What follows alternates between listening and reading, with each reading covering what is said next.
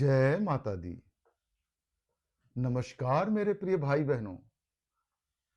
आज नवरात्रि के 8वें दिन में आप सभी लोगों का स्वागत है, अभिनंदन है।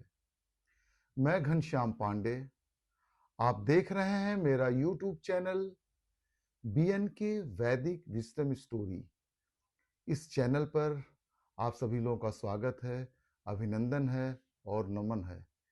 इस चैनल पर हम आज आपको मां भगवती की महिमा और सनातन धर्म से जुड़ी हुई प्रेरणादायक तथा पौराणिक कथाएं सरल भाषा में प्रस्तुत करने का एक प्रयास है।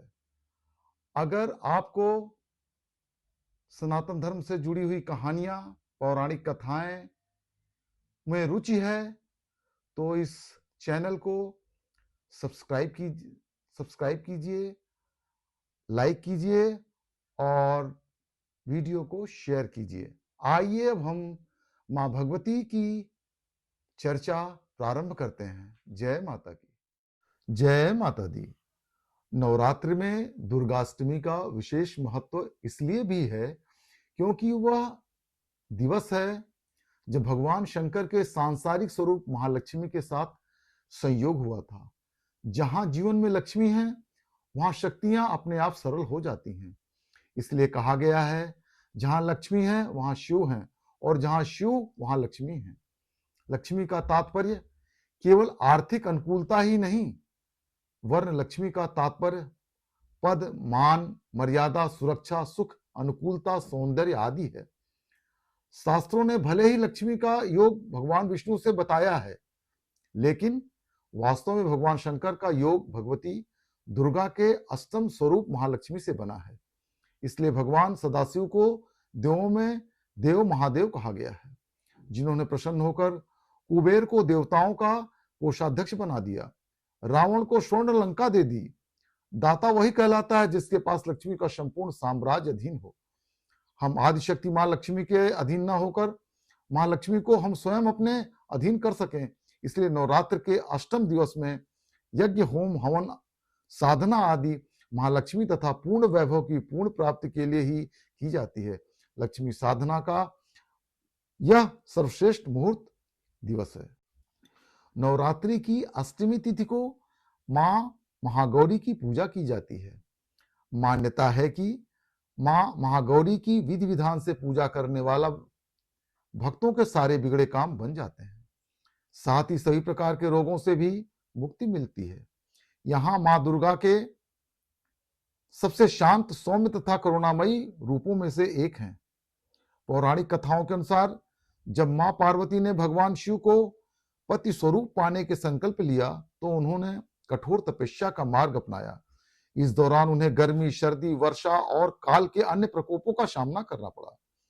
इस प्रकार समय के साथ वे मिट्टी और धूल से ढक गईं। तपस्या के दौरान उन्होंने जल और अन्न को त्याग दिया था। मां गौरी के बारे में कई किंवदंतियां प्रचलित हैं, जिनमें से एक के अनुसार कालरात्रि के रूप में राक्षसों का वध करने के बाद मां पार्वती का रूप बहुत काला पड़ गया था। इससे उनके पति महादेव उन्हें काली कहकर चिढ़ाते थे। इससे मां पार्वती क्रोधित हो गईं और उन्होंने अपना गोरा रंग वापस पाने के लिए तपस्या की। तपस्या से ब्रह्मा भगवान प्रसन्न हुए और उन्होंने मां पार्वती को मानसरोवर नदी में स्नान करने को कहा। इसके फलस्वरूप मां पार्वती का रंग पुनः गौर हो गया और वे महागौरी कहलाने लगी। महागौरी को मोगरे का फूल बहुत प्रिय है। अष्टमी के दिन मां के चरणों में इस फूल को अवश्य अर्पित करना चाहिए। इसके साथ ही मां को नारियल की बर्फी और लड्डू अवश्य चढ़ाएं।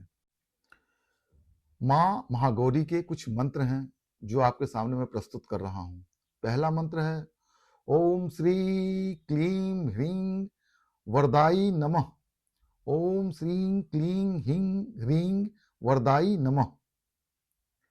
दूसरा है या देवी सर्वभूतेषु महागौरी रूपेण संस्थिता नमस्तस्यै नमस्तस्यै नमस्तस्यै नमो नमः। तीसरा है श्वेते वृषे समारूढ़ा श्वेतांबरधरा शुचिः महागौरी शुभम दद्यान महादेव प्रमोददा माहेश्वरी वृष आरूढ़ कौमारी सिखी वाहना, श्वेत रूप धरा देवीश्वरी वृष वाहना। माँ महागौरी की प्रेरणादायक पौराणिक कथा यहाँ पर संपन्न हुई। अगले दिन हम आपको माँ सिद्धिदात्री की पौराणिक कथा का श्रवण और माता का दर्शन कराएंगे। अगर आपको हमारा वीडियो पसंद आया तो कृपया सब्सक्राइब, लाइक और शेयर करें। जय माता दी।